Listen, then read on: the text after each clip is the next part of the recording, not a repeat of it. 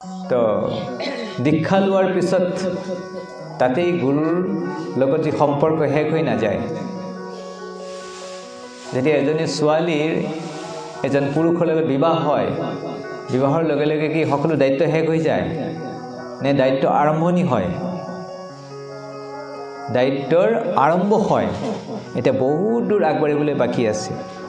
ঠিক তেনেকৈ বহুতে ভাবে যে দীক্ষা লোৱাৰ লগে লগে মোৰ সকলো দায়িত্ব কি হৈ গ'ল, এতিয়া সমাপ্ত হৈ গ'ল, মই এতিয়া মুক্ত হৈ গ'লোঁ, এতিয়া আৰু গুৰুৰ ওচৰতো যাব নালাগে, ভক্তৰ ওচৰতো যাব নালাগে, মন্দিৰতো যাব নালাগে, ক'তো যাব নালাগে। এতিয়া পিছে আমি গম নাপাওঁ যে এতিয়া আৰম্ভণি হৈছে।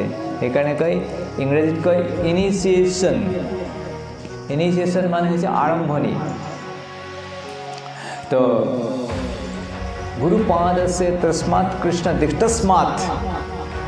আৰু ইয়াতে কি কৈছে, কিহৰ কাৰণে গুৰুৰ আশ্ৰয় ল'ব লাগে, কিহৰ কাৰণে গুৰুৰ দীক্ষা ল'ব লাগে, তাৰ কাৰণে কৈছে গুৰু পাদ আছে তস্মাৎ। তস্মাৎ মানে হৈছে যে আমি যে মনুষ্য দেহটো পাইছোঁ, এইটো হঠাতে আমি পোৱা নাই। বেলেগ বেলেগ বহুজনী ভ্ৰমীনাথ লৈনো শৰণ, বহুজনী ভ্ৰমীনাথ লৈনো শৰণ।